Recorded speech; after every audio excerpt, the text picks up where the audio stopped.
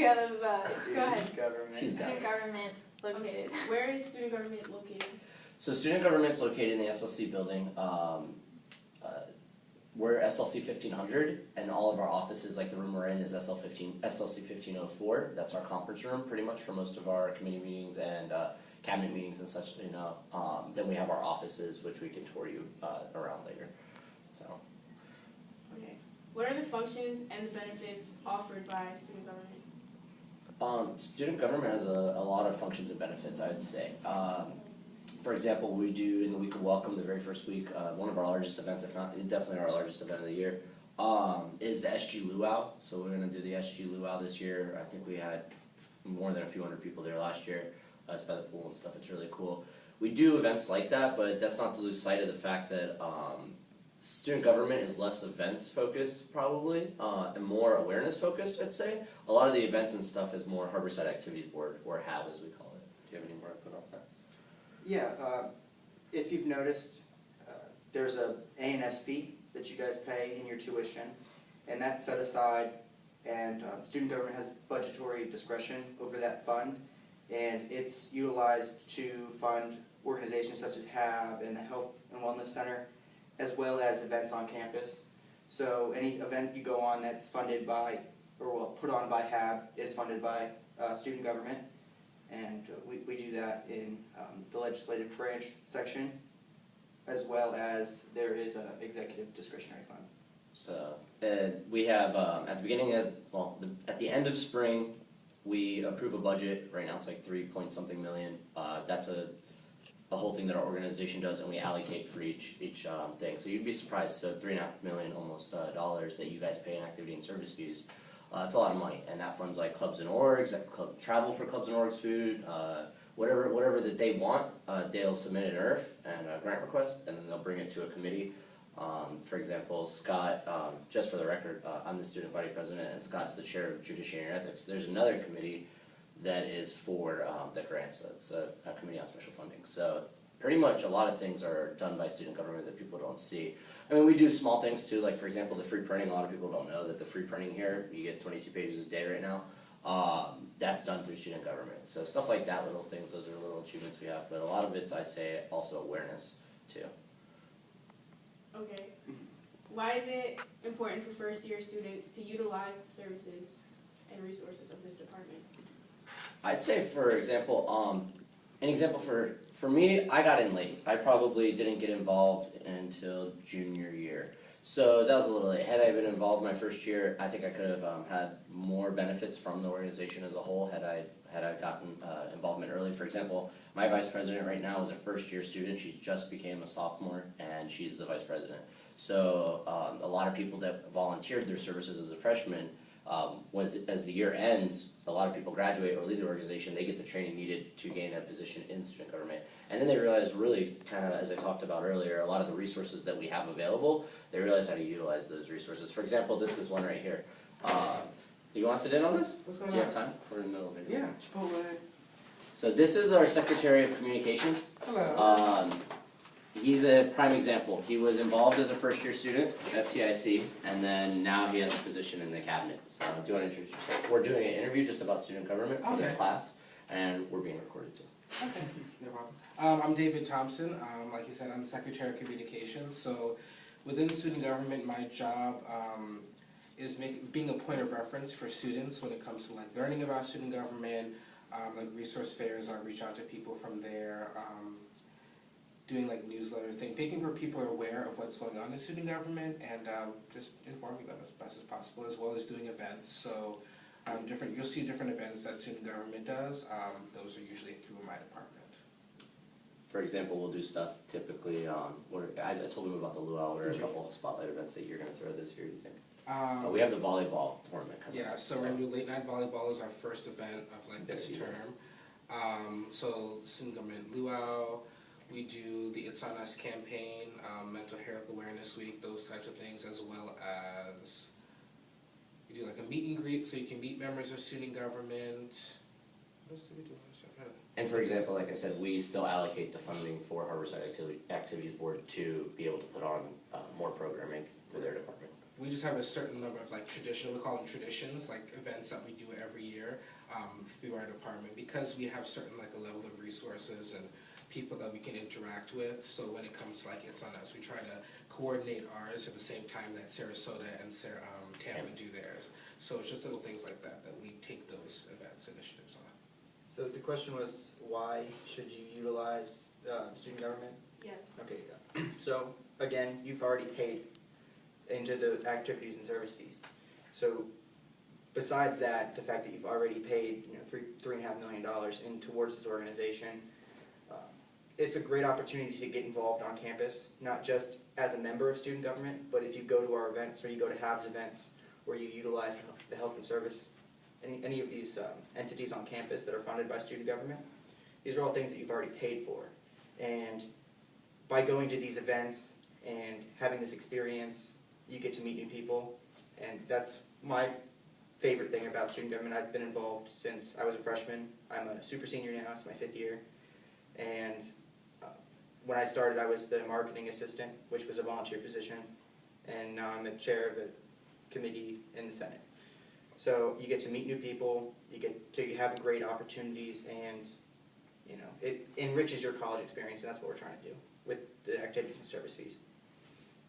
And networking, like you get to meet a lot of networking people as that are well. like-minded, they want to achieve goals. So I've met a lot of great people through my time in the student government as well. And not just students, but faculty members as well.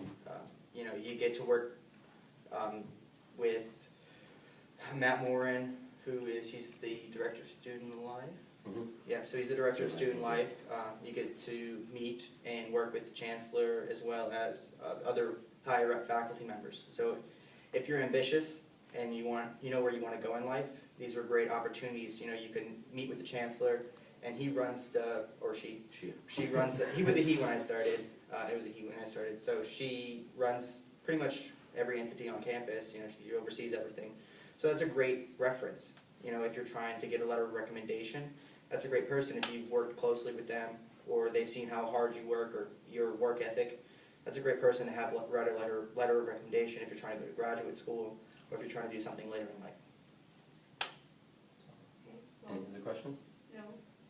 No, what about the trash can question? Oh yeah, did you want to know about? We just wanted to know your involvement with that, and because I know it says SG on them, so I was wondering why. So this is- He would probably know more about the light poles, but however, the trash cans are because we have money that we can allocate through Senate and through exec and just through the organization as a whole. If I'm not mistaken, with the trash cans, we had allocated money a couple of years back to have, it was 3 years? I think it was 2 or 3 years, yeah. Yeah, I think it was Lorraine Germain that did it, if I'm not mistaken. The trash cans was Sophia Constantine. It was Sophia, yeah. So basically, it was just it was a move because we're a sustainability type of campus. That's probably what we're known for. We're going to be in the I think it's a Princeton or Harvard review soon for like a top Princeton review for like a top campus in the nation for sustainability. It's kind of one of our niches. A student about 3 years back, put legislation I think into the Senate. I don't know if it wasn't done through exec. I think it was Senate side. Yeah, it was. And then, so we had that as an initiative because people weren't recycling on campus. We're trying, if you talk to, I have under my cabinet, the Department of Sustainable Initiatives, they have a goal and they work with organizations like CERC and SEGEF, Student Green Energy Fund and such, that I implore you all to get involved with, to try to eventually get our campus to net zero over the next 20, 30, 40 years. I think the timestamp right now is 2050, unfortunately. But it's a pretty cool initiative that students did on campus. For the light poles, why is it on the light poles? It's the same thing with, this is Student Green Energy Fund, it says SEGEF on there, or that's how we pronounce it. That they decided that part of their initiatives on Monday is going to be to have solar-powered charging stations, and they also at the same time decided we're going to do the recycling bins. There's a couple of different things on campus, like the butterfly garden and water goats. You'll see that out there. So that's just these students got together using this this amount of money, and said this is how we want to make our campus more sustainable. And they were in student government, or the money came through student government, so that's why you see. And something else that we're extremely proud of is the parking garage, which is a staple for the area as well as the nation, to see what you can do with allocated money towards sustainability. Along with the high efficiency light bulbs, in the parking garage and the solar panels on top, the parking garage is completely sustainable. It doesn't use any energy. It runs completely off of sunlight. And that's something that, we just allocated money for some people to travel to, what is it? France, Yeah. to do a conference to present the information that they've gathered from this. So it's not just national, it's like international as well. So these are again, great opportunities, and those students will be able to use that information to get jobs later in the future, and then it comes back to the campus as well. So earlier you mentioned like leadership and stuff like that. I saw the sign about if you wanted to join a club or make a club. Can you elaborate on that? Yeah. Do you want to do this? I mean, for me, you can join a club very easily. This is something I'd say right now. And I didn't come here as an FTIC, like first time in college student, so I don't know what they teach exactly. I'm sure you do better. Compass does, I'm sure, teaches OrgSync, CompeteSync and stuff.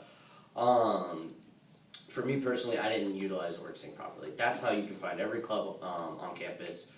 You can go see CJ Villa if you ever have any questions. We're in the process of hiring a secretary of student organizations. I really encourage people to get involved in a bunch of clubs and orgs. It's really cool. I didn't get involved until my junior year, and I missed out. Like, we can sail, we had fun. I was on the offshore sailing team. 6 of us would sail a boat in competitions in the bay. It was so much fun. And a lot of other unique experiences that I've had. So I'd say get into that, and then you can get into leadership on the clubs. They have e-boards, executive boards, and you can be a treasurer or vice president of a club. I mean, you've created a club just recently. Mm-hmm. Right, so the process is fairly simple. I mean, it's outlined in the office next door, leadership and student organizations. But you just start a club, you need 5 people to do it, 4 e-board members, and then a 5th additional person to be a part of the club. And you can really do a lot, and really it relates to student government because we provide the funding for like events and things like that. And we try to serve as best possible as a resource to point you to who your club might want to talk to. When it comes to advisors or just anything like that, as much as we can, we want all of our clubs to be successful. And so anything that we can do to help further that success, we do. Can you repeat the question as well? Sorry. The one I just asked? Yeah. Oh, I was just asking if you guys could elaborate more on the sign that said if you wanted to join a club or form your own club. And if you don't mind, could you explain the club that you created personally? Okay, yeah, I am currently the president of the USFSP College Democrats. Mm-hmm. So it's just, the name explains what it is, but it was a fairly simple process. We had to get an advisor, we had to get an e-board together. We went to the LSO office, presented our plan, showed them what we were going to do with the club, and they can approve or deny it on certain grounds. I don't believe we have to come to here. You don't have to go to student government to get your constitution approved anymore. That is done by LSO as well. But that's just the process. So I created last semester, the process was a little bit not harder but longer, but I created the sign language club on campus, so we never had a sign language No way. club. Yeah, so I'm the vice president and founder of the sign language club, and it was very straightforward. It was easy. It's not that bad, and now it's even easier than ever. So if you want to create a club, definitely get involved. And that's exactly why student government's here. So you have any questions or you need help to walk through the process, we can help you. And if we can't, we'll send you over to CJ Villa's department, and then you can get help over there with whatever they need to assist you with. So between us, the SLC is where it all happens. And I think this is a great opportunity to promote the UCA committee. We're trying to go in a different direction with that committee, but we'd like to express to you guys right now that if you ever have any concerns on campus, UCA, right now we meet on Wednesdays, I think, yeah, so Wednesdays. If you ever have any concerns or questions, just come to this office, and as a committee, we'd like to hear any of those concerns and see if we can do anything from the legislative side and to help you guys out in any way that we can. So. Okay, thank you.